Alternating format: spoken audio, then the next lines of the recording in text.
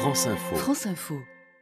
L'invité de France Info ce matin est Jean-Christophe Lagarde. Bonjour. Bonjour. Vous êtes vice-président de l'Assemblée nationale, maire de Drancy, député de Seine-Saint-Denis et président exécutif du Nouveau Centre. Vous êtes candidat aux législatives. Sous quelle étiquette êtes-vous encore le numéro 2 du Nouveau Centre ? Pour le centre en ce moment c'est compliqué, ce qui compte c'est pas ce qui est aujourd'hui, c'est ce qu'il y aura après les élections législatives. Moi je souhaite vivement qu'au lieu de bunkériser chaque petit morceau ou chaque petite chapelle du centre, après les élections législatives, nous puissions rassembler en réalité les gens qui comme moi sont des démocrates sociaux, les radicaux, les libéraux modérés qui ne se sentent pas à l'aise par exemple dans l'UMP et son évolution, et que nous puissions constituer un groupe de 35 à 45 membres qui permettent à nouveau de faire entendre notre voix, parce que je crois qu'il est très mauvais qu'on passe d'un excès à l'autre en permanence dans la vie politique française. Mais c'est ce que tout le monde veut faire au centre. François Bayrou et Hervé Morin veulent faire la même chose, rassembler. François Bayrou, ce n'est plus le cas, puisque vous voyez bien qu'il passe beaucoup de temps en ce moment à expliquer qu'il souhaiterait participer au gouvernement de François Hollande, ce qui est logique après tout, puisqu'il est aujourd'hui comptable de sa majorité présidentielle après avoir appelé à voter pour lui.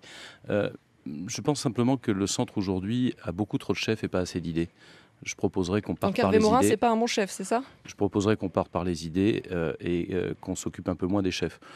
Quant à Hervé Morin, je ne suis pas sûr que ça intéresse profondément les Français. Je dois faire partie des 99,5% de Français qui préféreraient qu'on parle d'idées plutôt que des ambitions personnelles de ces gens. Et après les législatives, alors vous voulez créer un nouveau mouvement ou reprendre le Nouveau Centre pour justement faire ce rassemblement que vous souhaitez ? Ça n'a aucun sens. Ce qui aurait du sens, c'est que les différents mouvements centristes décident de revivre ensemble comme du temps de l'UDF pour proposer aux Français quelque chose de crédible qui ne passe pas d'un excès à l'autre. Voilà ma volonté, voilà ce à quoi je participerai. Je crois qu'il y a beaucoup de gens qui sont intéressés parce qu'ils ont compris que séparés, nous n'étions pas audibles et qu'en n'étant pas audibles, on ne rendait pas service au pays et que à chaque fois qu'il y avait des enjeux importants, ils passaient un peu sous le tapis comme un peu pendant la campagne présidentielle. Vous avez soutenu justement pour cette campagne présidentielle Nicolas Sarkozy. Est-ce que le centre peut réellement exister s'il est sans cesse accolé à l'UMP ?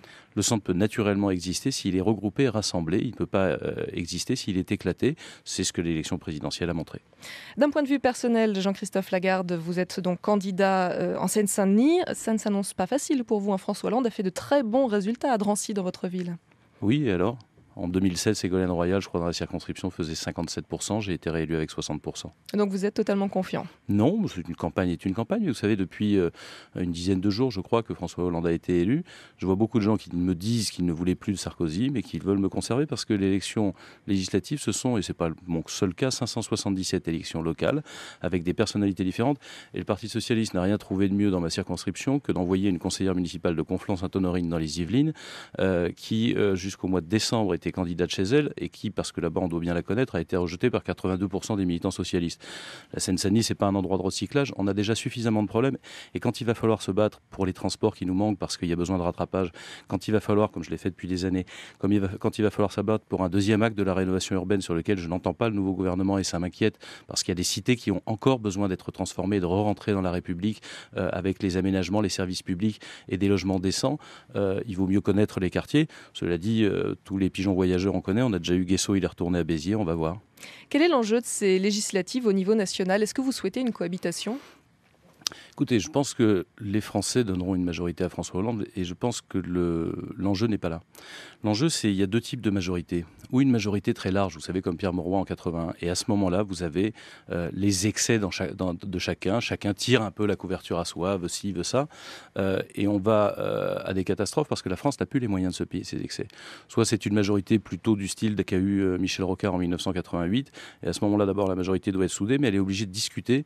Et franchement, quand on voit ce qui est en train de se passer en Grèce, quand on voit les difficultés des débuts de la présidence de François Hollande, parce que les promesses électorales sont une chose, le monde réel lui revient aujourd'hui sur les bras, on se dit qu'il serait peut-être mieux qu'on soit en capacité de discuter pour traverser les épreuves plutôt qu'en capacité d'assister à Mélenchon qui commence à dire qu'il sera dans l'opposition, à Montebourg qui commence à dire qu'il va avoir des échecs.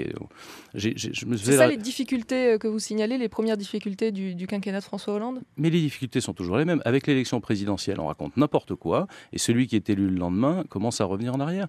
Aujourd'hui, c'est plutôt le changement des promesses qu'autre chose. J'entends, comment dirais-je, Arnaud Montebourg expliquer « Moi, je l'attends à Aulnay-sous-Bois en Seine-Saint-Denis ». Hein, il nous disait que c'était facile d'empêcher la fermeture de PSA. Il y a beaucoup d'emplois qui sont en jeu. Et bien maintenant qu'il fasse ses preuves. Je ne dis pas en quelques jours, mais puisque il y a loin du discours aux actes, maintenant il va falloir voir. C'est simplement le même mécanisme qui à chaque fois amène à la même déception. Et je pense que des majorités courtes sont obligées de rassembler plus large et d'avoir des points d'accord. On va avoir des efforts à faire. L'essentiel est qu'ils soient équitablement répartis. C'est pas la peine de raconter comme avant la présidentielle que tout va pouvoir se faire. On sait que ça n'est pas vrai. D'ailleurs, le gouvernement... Tout ne peut pas se faire en 10 jours quand même. Là. Mais je ne suis pas en train de critiquer, j'allais vous dire, il faut laisser au gouvernement le temps de faire les choses, mais pour l'instant, on n'a qu'un gouvernement de façade. La réalité, c'est que c'est un gouvernement en attendant législative. Vous voyez bien que les communistes ne sont pas dedans. C'est le cas à chaque fois, à chaque présidentielle. Mais c'est ce que je suis en train de dire. Donc pour l'instant, ils vont faire un petit peu de petits cadeaux et de petits plaisirs pour l'élection législative. La réalité vient après, dans le collectif budgétaire du mois de juillet. Et ça, c'est plus inquiétant parce que je pense que c'est là où il faut qu'on soit en capacité d'avoir un chemin raisonnable et des efforts équitablement partagés. Et quand je dis qu'on est au temps du changement des promesses, regardez ce qui est en train de se passer sur les retraites. Vous l'avez beaucoup dit ce matin. Et quel regard portez-vous sur les premiers pas internationaux de François Hollande, de ces deux sommets, le sommet du G8 et de l'OTAN ? Très correct. Vous savez, sauf s'il était arrivé en disant n'importe quoi, ce que je ne pensais pas, ça ne peut que bien se passer. Voilà des chefs d'État qui se rencontrent, qui accueillent le nouveau venu cordialement et normalement. Cela dit, j'observe, là aussi, quand même, que ce n'est pas en sautant sur sa chaise comme un cabri, en parlant de croissance, que ça change quelque chose. La croissance, tout le monde la souhaite. Mais la question, c'est comment on la crée. Et c'est pas, j'ai pas vu d'avancée sur ce sujet. J'ai même été un peu inquiet d'entendre François Hollande dire ma feuille de route est remplie. Non, la feuille de route, elle sera remplie si la croissance est là. Et pour le sommet de l'OTAN, le retrait des troupes françaises dès la fin de l'année, c'est une bonne idée selon vous ? Non, la preuve, c'est qu'il l'a abandonné ce week-end. François Hollande a fait toute la campagne en expliquant qu'au 31 décembre 2012, nous n'aurions plus de troupes françaises et il vient d'adopter le calendrier de retrait de son prédécesseur à 3 mois près. Et c'est heureux. Et c'est heureux parce que nous aurions mis en difficulté à la fois nos alliés et les troupes françaises en danger. Comme quoi, là encore, des promesses de campagne à la réalité. J'invite quand même les gens à y réfléchir avant les législatives. Merci beaucoup Jean-Christophe Lagarde, maire de Drancy et député de Seine-Saint-Denis. Vous êtes candidat aux législatives et vous avez face à vous 12 autres candidats, dont Milouda Latrèche du Parti Socialiste, Abdelmajid Sadi du Front de Gauche, Carole Brévière pour le Mouvement démocrate, Herminia Fardo pour le Front National et Djamila Bekaï pour Europe Écologie Les Verts. Merci d'être venu ce matin à France Info.